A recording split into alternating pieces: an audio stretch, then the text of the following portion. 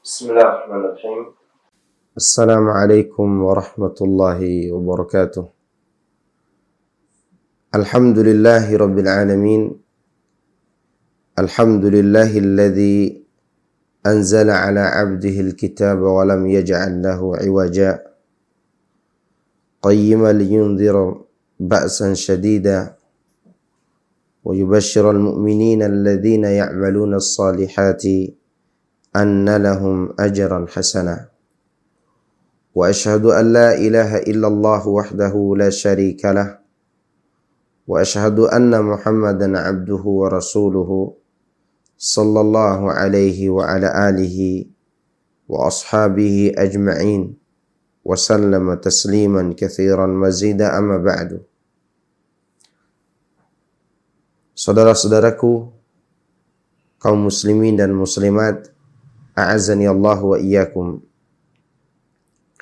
Alhamdulillah, kita bersyukur kepada Allah Subhanahu wa taala atas nikmat Islam, di mana dia adalah merupakan nikmat teragung yang Allah Subhanahu wa taala anugerahkan kepada umat ini. Ibnu Katsir mengatakan, inilah nikmat Allah yang terbesar yang Allah anugerahkan kepada umat ini, yaitu nikmat disempurnakannya agama Islam bagi mereka, sehingga mereka tidak membutuhkan agama manapun untuk mereka ikuti, dan tidak ada seorang nabi pun untuk mereka ikuti setelah diutusnya Nabi Muhammad sallallahu alaihi wasallam. Oleh karena itu Allah menjadikan beliau sebagai penutup sekalian para nabi dan rasul. Maka dengan nikmat ini kita bersyukur kepada Allah Subhanahu wa taala dengan cara mentauhidkannya dan mentaatinya, serta memuja dan menyanjungnya, dan meyakini dengan seyakin-yakinnya bahwa semua ini murni pemberian Allah Subhanahu wa ta'ala. Nah, pada pertemuan kita kali ini kita akan membahas tafsir suratul Fatihah. Al-Fatihah, sebagaimana yang saya sampaikan pada pertemuan yang lalu, memiliki banyak nama. Di antaranya Al-Fatihah, kemudian Ummul Kitab, kemudian disebut juga dengan As-Salah, kemudian disebut juga dengan Al-Quranul Azim, dan dinamakan juga dengan Ar-Ruqyah, dan yang lainnya. Banyaknya nama untuk surat ini menunjukkan akan keagungannya dan kebesaran derajatnya, ketinggian derajatnya di sisi Allah Subhanahu wa ta'ala. Nah, surat ini terdiri dari 7 ayat.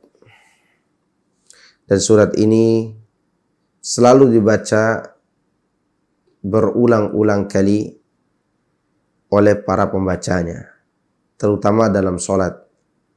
Dalam sholat wajib saja suratul Fatihah dibaca kurang lebih 17 kali sehari. Belum lagi sholat sunnah dan yang lainnya. Di sini Allah Subhanahu wa ta'ala memulai surat ini dengan Bismillahirrahmanirrahim. Sebelum saya membacakan tafsirnya, saya akan membacakan dulu ayatnya secara tartil. Semoga dapat diikuti. A'udzu billahi minasy syaithanir rajim. Bismillahirrahmanirrahim. Alhamdulillahi rabbil alamin. Ar-Rahmanir Rahim. Maliki yaumiddin. Iyyaka na'budu wa iyyaka nasta'in. Ihdinas siratal mustaqim. Siratal ladzina an'amta 'alaihim ghairil maghdubi 'alaihim waladdallin.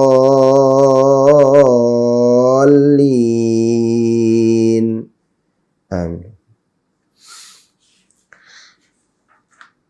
Bismillahirrahmanirrahim. Artinya dengan menyebut nama Allah yang maha pemurah lagi maha penyayang.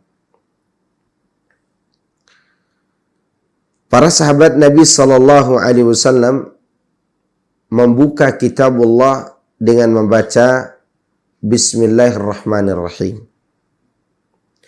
Pertanyaannya, apakah Bismillahirrahmanirrahim ini bagian dari suratul Fatihah atau tidak? Para ulama berselisih tentangnya. Namun yang lebih dekat kepada kebenaran adalah Bismillahirrahmanirrahim bagian daripada suratul Fatihah. Pendapat ini diriwayatkan dari Ibnu Abbas, kemudian Ibnu Umar, Ibnu Zubair, Abu Hurairah, kemudian Ali, demikian juga dari kalangan tabi'in seperti Atha, Tawus, Sa'id bin Jubair, Makhul, dan Az-Zuhri, serta yang lainnya. Kemudian dari kalangan para ulama setelah mereka, diantaranya seperti Abdullah ibn Mubarak, Imam Syafi'i, Ahmad bin Hanbal, Ishaq bin Rahawai, Abu Ubaid Al-Qasim bin Salim, mereka berpendapat bahwa Bismillahirrahmanirrahim bagian daripada suratu Al-Fatihah. Karena mereka berpendapat Bismillahirrahmanirrahim adalah bagian daripada setiap surat. Maka otomatis Bismillahirrahmanirrahim adalah awal suratu Al-Fatihah. Bismillahirrahmanirrahim dibaca di dalam solat dengan cara disirkan dan juga dibaca jahar. Namun yang lebih banyak dilakukan oleh Nabi SAW, Bismillahirrahmanirrahim dibaca sir,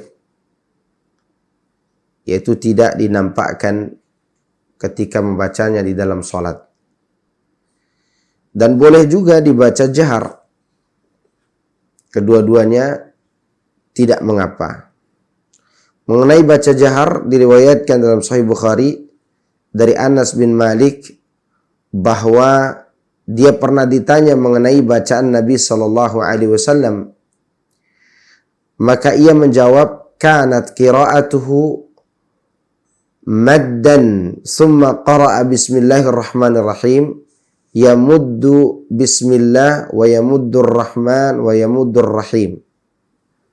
Bacaan beliau sallallahu alaihi wasallam adalah kalimat demi kalimat sesuai dengan panjang pendeknya.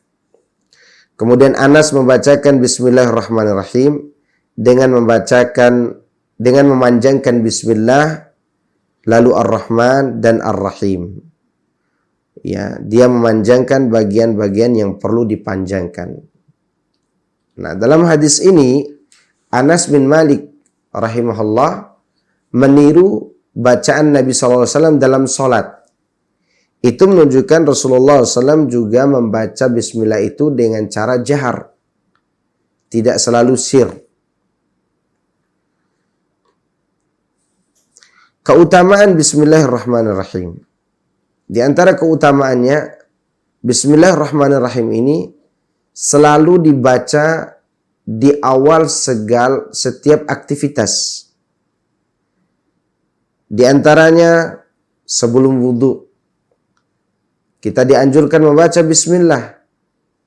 Nabi SAW mengatakan, la salata liman la wudu'a lahu wa la wudu'a liman lam yadhkur ismallahi alaih.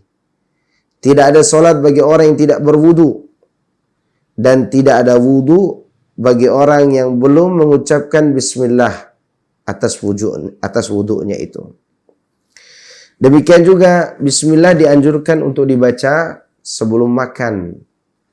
Nabi SAW mengatakan kepada Umar bin Abi Salamah, "Kul bismillah wa kul biyaminik wa kul mimma yalik."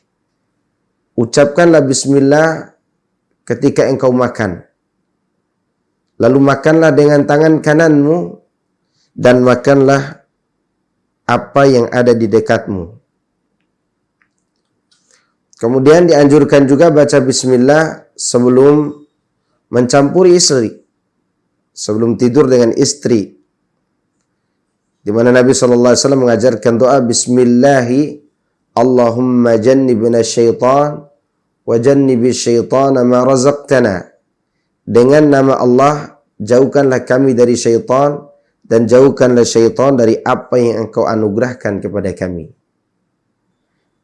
Ini menunjukkan bahwa bismillah itu memiliki keutamaan yang luar biasa. Di dalam kalimat bismillah itu Allah memulainya dengan huruf ba. Ba ini fungsinya untuk meminta keberkahan dan meminta pertolongan.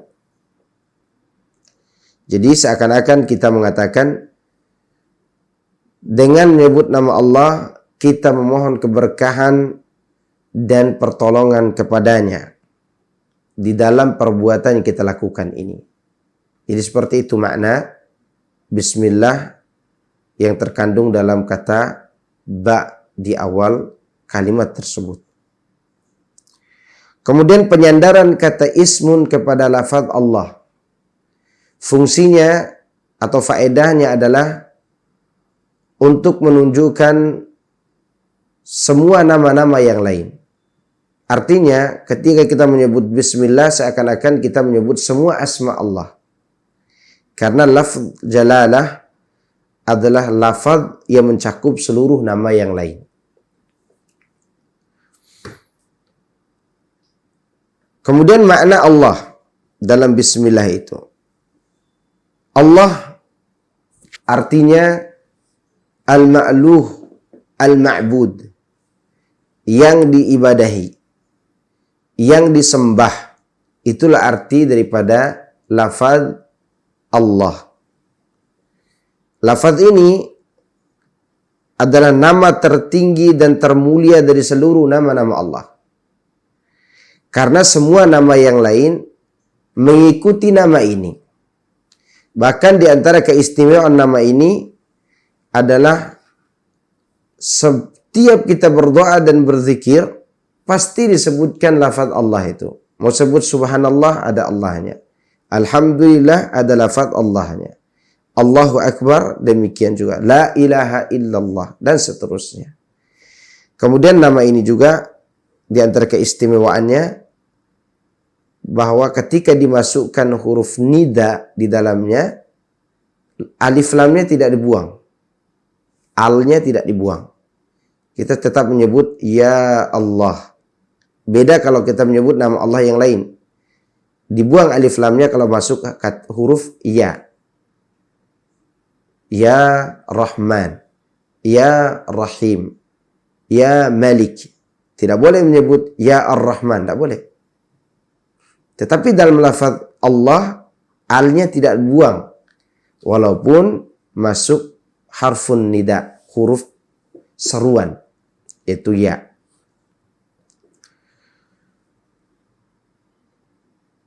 Allah Subhanahu wa ta'ala memiliki banyak nama.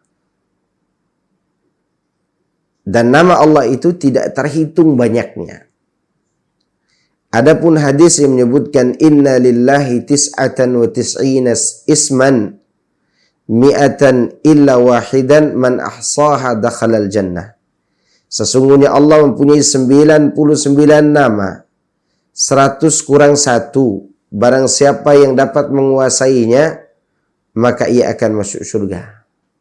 Hadis ini tidak membatasi nama Allah yang lain. Hadis ini menjelaskan tentang keutamaan orang yang menghafal, memahami, dan mengamalkan dalam kehidupannya kandungan daripada nama-nama Allah yang mulia. Sejumlah 99 nama, apalagi lebih dari itu. Ya.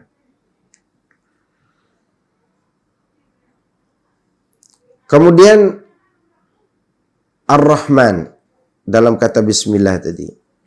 Ar-Rahman artinya adalah Dzur rahmatil wasi'ah, pemilik rahmat yang luas. Maka seringkali diterjemahkan dalam bahasa kita dengan makna yang maha pemurah atau maha pengasih. Betul, Allah Subhanahu wa taala maha pemurah dan maha pengasih.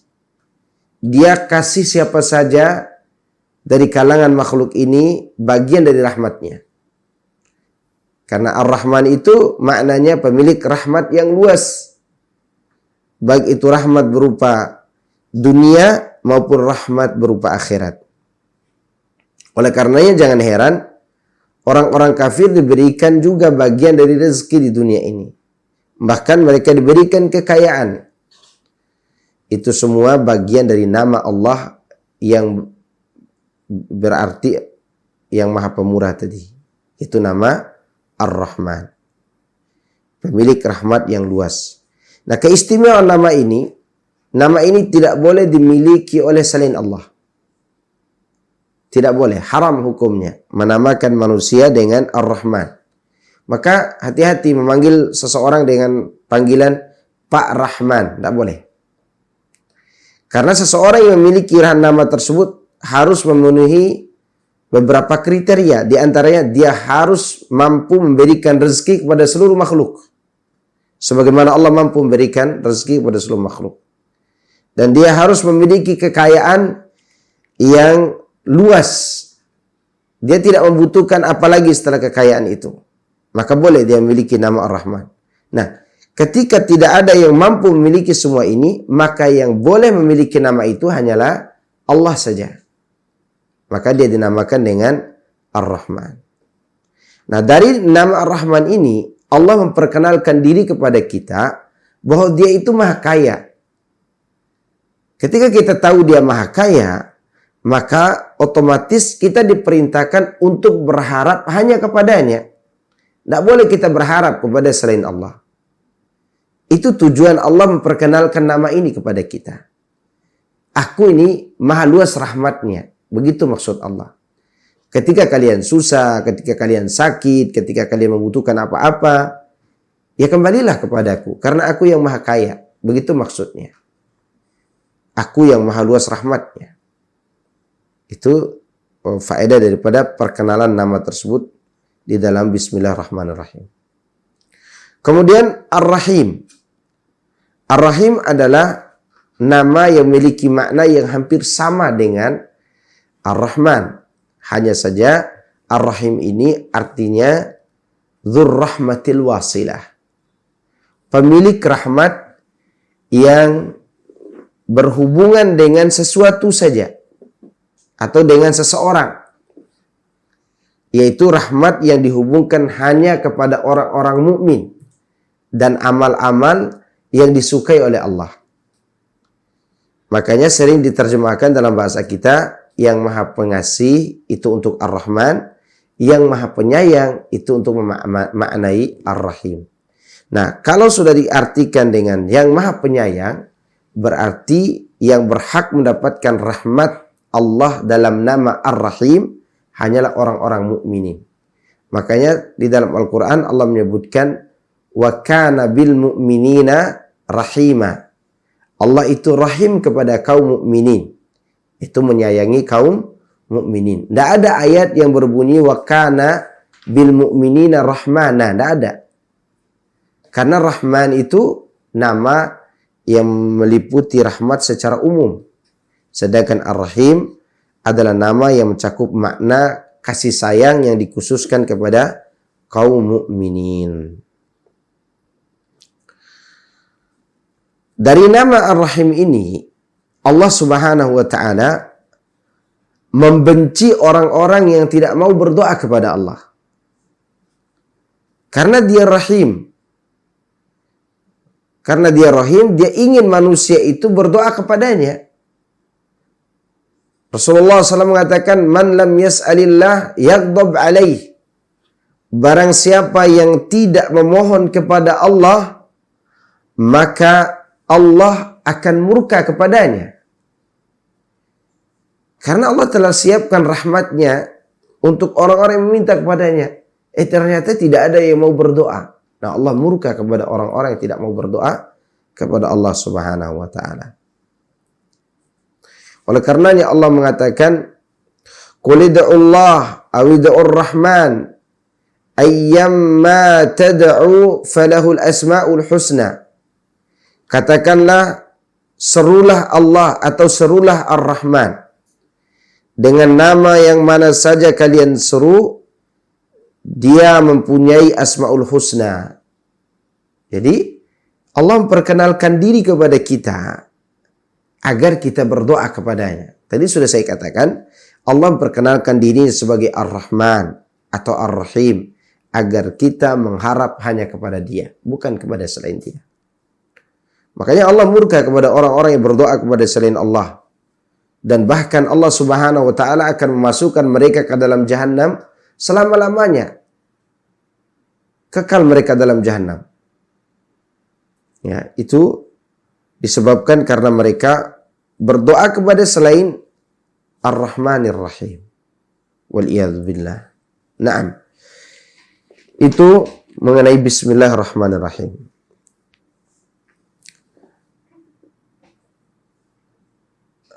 Kemudian Alhamdulillahi Rabbil Alamin. Alhamdulillah artinya segala puji hanya milik Allah. Rabbil Alamin, Rabb semesta alam.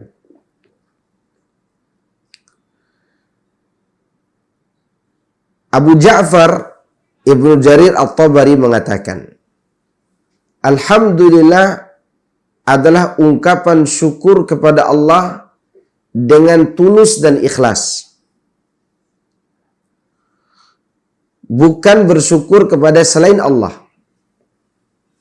Jadi seorang yang mengucapkan Alhamdulillah adalah orang yang bersyukur kepada Allah dengan setulus hati. Itu makna Alhamdulillah. Karena Alhamdulillah itu bagian daripada syukur kepada Allah. Allah Subhanahu wa taala pantas mendapatkan pujian seperti ini karena dia memiliki dua perkara yang sempurna. Jadi Allah pantas dipuji dengan Alhamdulillah karena dia memiliki dua perkara yang sempurna. Yang pertama, dia memiliki nama-nama dan sifat yang sempurna. Maka dia pantas dipuji dengan pujian yang sempurna ini. Yang kedua, dia memiliki kekayaan dan nikmat yang sempurna. Maka dia pantas dipuji dengan Alhamdulillah. Di dalam kalimat Alhamdulillah ini, Allah Subhanahu wa ta'ala mengawali dengan alif lam. Al. Ya, alif lam. Fungsi alif lam ini yaitu untuk menunjukkan keumuman, kesempurnaan. Atau dalam bahasa Arabnya alif lam al-istighraqiyah. Alif lam yang mencakup. Mencakup apa? Mencakup kalimat setelahnya yaitu hamdu. Al-hamdu. Yaitu mencakup seluruh pujian. Pujian yang sempurna. Maka oleh karenanya, tidak boleh kita menyebutkan alhamdu untuk selain Allah. Misalnya kita katakan, alhamdu li Muhammadin. Tidak boleh. Atau kita katakan, alhamdu li Aliyin. Tidak boleh. Karena alhamdu itu hanya pantas diucapkan kepada zat yang tidak memiliki kekurangan sedikit pun. Ya, dan dia maha kaya dari segala sisi. Dan dia tidak butuh kepada siapapun. Maka pantas dia dipuji dengan kalimat ini. Ibnu Jarir At-Tabari mengatakan, Alhamdulillah merupakan pujian kepada Allah untuk dirinya sendiri. yaitu pujian Allah untuk dirinya sendiri. Dan di dalamnya terkandung perintah kepada hamba-hambanya supaya mereka memuji Allah. Seolah-olah dia mengatakan, ucapkanlah alhamdulillah. Itu seakan-akan Allah Subhanahu wa taala mengucapkan alhamdulillah. Atau memerintahkan kepada kita, ucapkanlah alhamdulillah. Lebih lanjut Ibnu Jarir menyebutkan, telah dikenal di kalangan para ulama mutaakhirin bahwa alhamdulillah adalah pujian melalui ucapan kepada yang berhak mendapatkannya, disertai penyebutan segala sifat-sifat baik yang melekat pada dirinya maupun yang diberikan kepada pihak lain.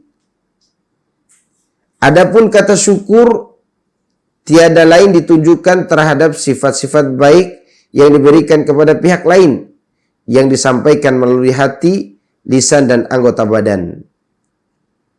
Jadi alhamdulillah adalah ungkapan yang ditujukan kepada zat yang memiliki kebaikan pada dirinya, atau kebaikan itu dia berikan kepada orang lain. Tadi kita sudah singgung bahwa alhamdulillah pantas diberikan kepada Allah karena dia memiliki sifat yang sempurna pada dirinya dan dia mampu memberikan kebutuhan kepada makhluknya.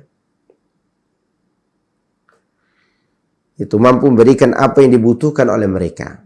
Sedangkan kata syukur adalah ditujukan kepada zat yang memberikan kepada pihak lain apa yang dibutuhkan oleh pihak lain tersebut. Itu nikmat atau karunia. Syukur itu meliputi 3 perkara. Syukur dengan hati, syukur dengan lisan, dan syukur dengan anggota badan. Dengan cara mentaati Allah Subhanahu wa ta'ala.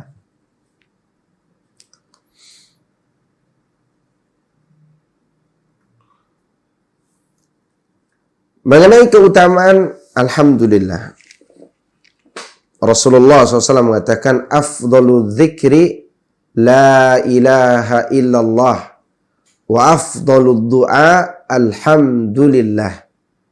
Sebaik-baik zikir adalah mengucapkan kalimat la ilaha illallah. Dan sebaik-baik ucapan doa adalah ucapan alhamdulillah. Ya karena doa itu harus diawali dengan alhamdulillah. Kemudian salawat kepada Nabi Muhammad sallallahu alaihi wasallam. Disebutkan dalam riwayat yang lain, ma an'amallahu ala 'abdin ni'matan faqala alhamdulillah illa kana alladhi u'tiya afdala mimma ukhidha. Allah tidaklah menganugerahkan sesuatu nikmat kepada seorang hamba, lalu ia mengucapkan alhamdulillah, melainkan pujian yang ia sampaikan itu jauh lebih baik daripada nikmat yang diperolehnya. Jadi, ketika seorang mendapat nikmat mobil misalnya, mobil apalah, mobil yang mahal, anggaplah Fortuner. Dia mendapatkan mobil itu dengan mengatakan alhamdulillah. Ucapan alhamdulillah dia jauh lebih mulia daripada mobil yang dia dapatkan. Jauh lebih nikmat daripada kendaraan yang baru dia peroleh tadi. Kenapa? Karena dunia yang dia dapatkan, kemudian dia bersyukur kepada Allah atas nikmat dunia tersebut, sebentar lagi akan hilang darinya. Atau akan dia tinggalkan di dunia ini. Sedangkan alhamdulillah adalah nikmat yang dia ucapkan di dunia dan dia akan bawa mati sampai bertemu dengan Allah Subhanahu wa taala. Di antara ayat yang menunjukkan hal tersebut adalah apa yang Allah sebutkan dalam surah Az-Zumar. Ketika orang-orang yang bertakwa digiring ke surga dan mereka masuk ke surga setelah Rasulullah SAW memberikan syafaat kepada mereka, apa ucapan mereka setelah itu? Alhamdulillahilladzi adhaba 'anna al-hazan. Segala puji bagi Allah yang telah menghilangkan segala kesedihan dari kami. Jadi mereka mengucapkan alhamdulillah. Setelah mereka masuk ke dalam surga dan menikmatinya, wa qalu alhamdulillahilladzi hadana li hadza. Mereka mengatakan segala puji bagi Allah yang telah memberikan kami petunjuk untuk sampai ke surga ini. Wa ma kunna linahtadiya laula an hadanallah. Kami tidak akan mendapatkan petunjuk kalau Allah tidak memberikan petunjuk kepada kami. Lihat, pujian ini diucapkan oleh orang-orang yang masuk surga. Ini menunjukkan bahwa alhamdulillah adalah nikmat dunia dan nikmat akhirat. Maka di sini dikatakan barang siapa yang diberikan nikmat oleh Allah, lalu dia mengucapkan alhamdulillah, maka ucapannya itu jauh lebih baik daripada nikmat yang dia dapatkan.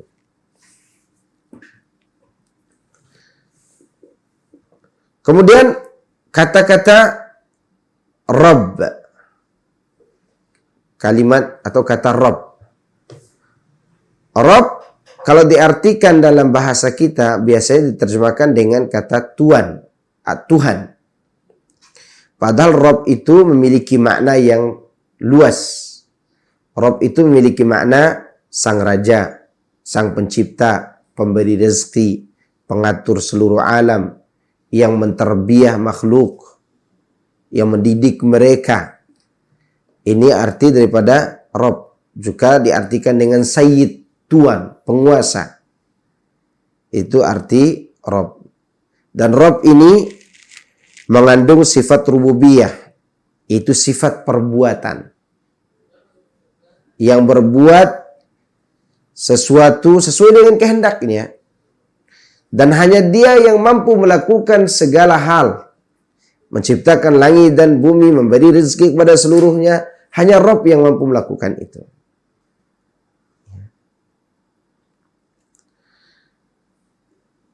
Di sini disebutkan Rabbul Alamin. Dia adalah Rabb semesta alam. Al-Alamin, kalau diartikan, dia adalah seluruh makhluk selain Allah. Al-Alamin artinya adalah apa saja selain Allah. Berarti surga, neraka, dan isinya, kemudian dunia, dan apa yang ada di dalamnya, semuanya itu alam. Karena semua selain Allah itu disebut alam. Sebagaimana disebutkan oleh Syekh Muhammad bin Abdul Wahhab rahimahullahu ta'ala dalam kitabnya Thalathatul Usul. Kullu ma siwallahi alam, wa ana wahidun min dhalikal alam. Semua selain Allah disebut dengan alam, dan aku adalah bagian daripada alam tersebut. Di sini ada yang menarik nih. Kenapa makhluk disebut dengan alam? Jawabannya adalah karena alam ini diambil dari kata alamah. Alamah artinya tanda, bukti. Ini menunjukkan dengan adanya makhluk, semua itu membuktikan akan adanya Allah Subhanahu wa taala, atau mengalamatkan akan adanya sang pencipta yang bernama Allahu Rabbul Alamin. Ini mengenai makna alam.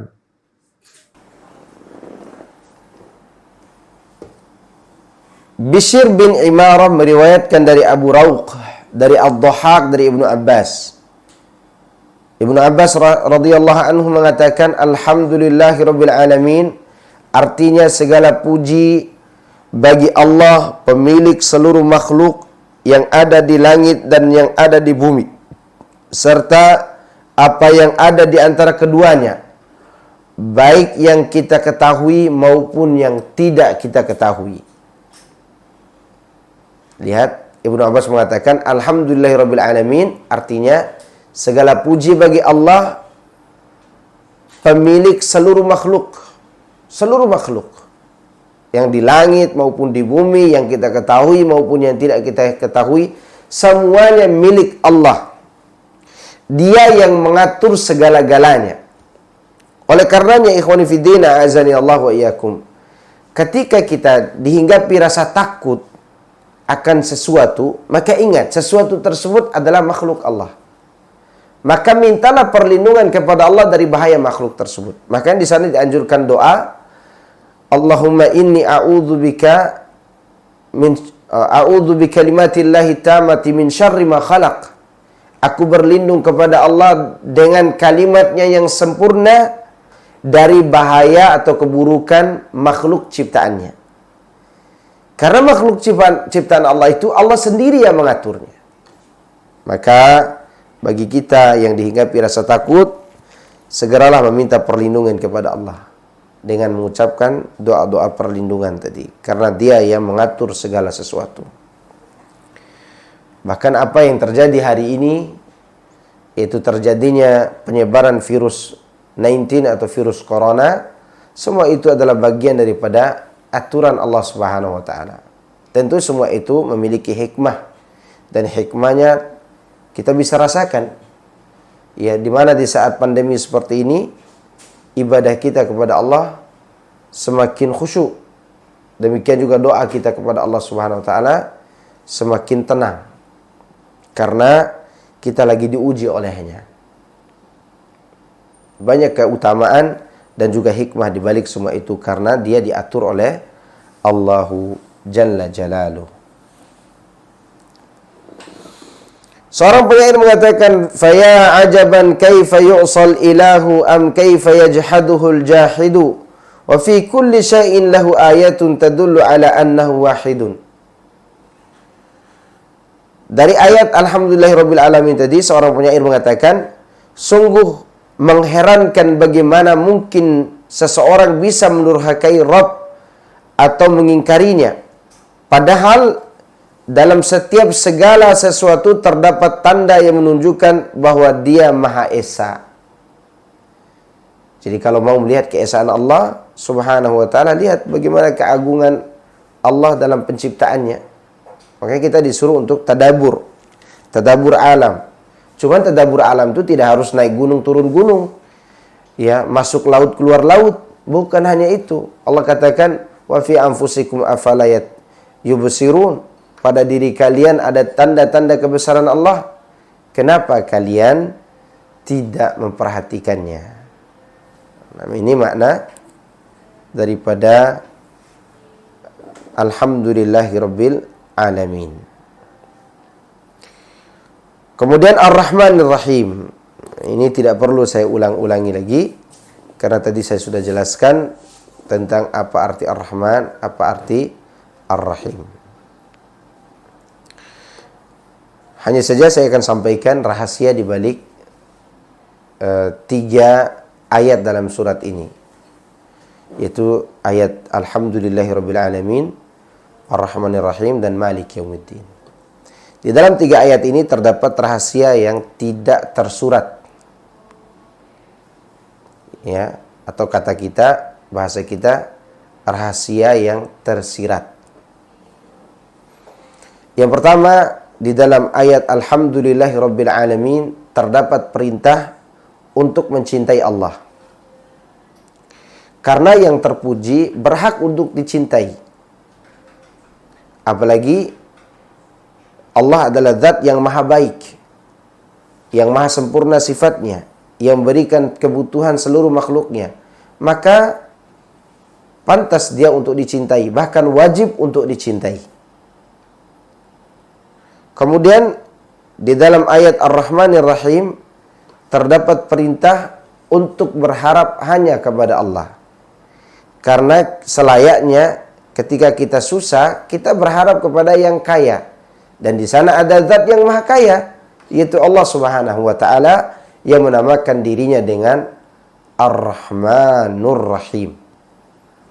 Kemudian dalam firman Allah Maliki Yaumiddin terdapat perintah untuk takut hanya kepada Allah. Itu takut amal kita ditolak oleh Allah karena kurangnya kita melakukan amal, entah itu kurang ikhlas maupun kurang dalam mengikuti tuntunan Nabi kita yang mulia Muhammad sallallahu alaihi wasallam. Ini 3 rahasia yang tersirat di dalam 3 ayat tersebut. Nah, 3 perkara ini para ulama menyebutnya sebagai arkanul ibadatil qalbiyah, rukun ibadah yang terdapat di dalam hati. Artinya, seseorang tidak akan menikmati ibadah kalau dia tidak memiliki 3 sifat tadi. Mencintai Allah, berharap hanya kepada Allah, dan takut kepada Allah Azza wa Jalla. Oleh karenanya, ikhwani fiddina, azani Allah wa iyakum, merugilah orang yang beribadah tanpa disertai 3 perkara ini. Kemudian, makna daripada Malik Yaumiddin. Malik Yaumiddin. Malik bisa dibaca dengan memanjangkan maknya dan bisa dibaca tanpa dipanjangkan huruf mimnya.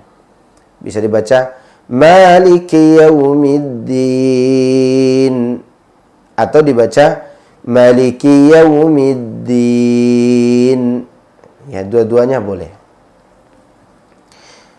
Malik artinya penguasa. Di sini disebutkan penguasa pada hari kiamat. Padahal Allah menguasai dunia dan akhirat.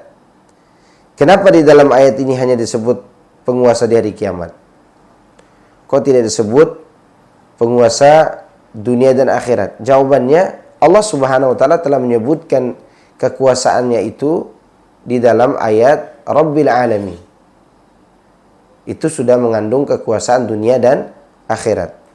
Adapun di sini dikhususkan hari kiamat agar kita sadar bahwa amal kita ini hanya dihisab oleh Allah. Dan ayat ini juga mendorong kita untuk mengikhlaskan ibadah kepada Allah. Kenapa? Karena tidak ada yang menghitung amal kita kecuali Allah. Tidak ada. Dan tidak akan ada yang memberikan pahala atas amal kita kecuali Allah. Dan itu terjadi pada hari kiamat nanti. Maka ketika orang-orang yang berkuasa di dunia ini dihadirkan di pengadilan Allah, Allah bertanya kepada mereka, Ainal muluk? Mana para raja? Ainal jabarut? Mana orang-orang yang sombong itu? Limanil mulkul yaum? Siapa yang memiliki kerajaan hari ini? Ya, kalau di dunia orang bisa mengakui saya seorang raja, saya seorang penguasa, tapi di sana tidak ada yang berani mengakui itu. Ketika Allah menanyakan, limanil mulkul yaum? Siapa yang memiliki kerajaan hari ini?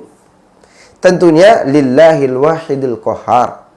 Tentunya kerajaan hari itu hanya dimiliki oleh Allah yang Maha Esa lagi Maha Perkasa. Maka ayat ini menggetarkan hati setiap mukmin yang beribadah kepada Allah. Itu ayat yang berbunyi Maliki Yaumiddin. Karena amal ini akan dihitung. Hari kiamat juga disebut dengan Yaumiddin. Dikatakan Yaumiddin karena itu hari perhitungan, hari hisab. Nah, pada saat proses hisab, manusia terbagi menjadi beberapa golongan. Pada umumnya dibagi menjadi 3 golongan. Pertama, orang yang tidak dihisab dan tidak diazab. InsyaAllah ini akan kita bahas lanjut nanti dalam suratun Naba insyaAllah. Atau surat-surat yang ada dalam juz Ammah. Kemudian, yang kedua, orang-orang yang dihisab dengan hisab yang mudah. Yang disebut dengan ashabul yamin. Golongan ini hanya dimintai pertanggungjawaban mereka untuk mengakui dosa-dosa yang pernah mereka lakukan di dunia tanpa ditanya yang lainnya. Allah hanya menanyakan, pernahkah kamu melakukan dosa ini dan itu? Dia menjawab, ayya rabbi na'am. Hanya itu. Maka mereka disebut sebagai orang-orang yang dihisab dengan hisab yang mudah. Yang ketiga, dihisab dengan hisab yang sulit. Ya, di antaranya ada orang-orang Islam selain daripada orang-orang kafir. Dan hisab yang sulit itu, yaitu Allah mengajukan beberapa pertanyaan. Di antaranya ditanyakan tentang hartanya, dari mana dia peroleh dan kemana dia belanjakan, umurnya dihabiskan untuk apa, ilmunya dia apakan, dan seterusnya. Itu hisab yang berat.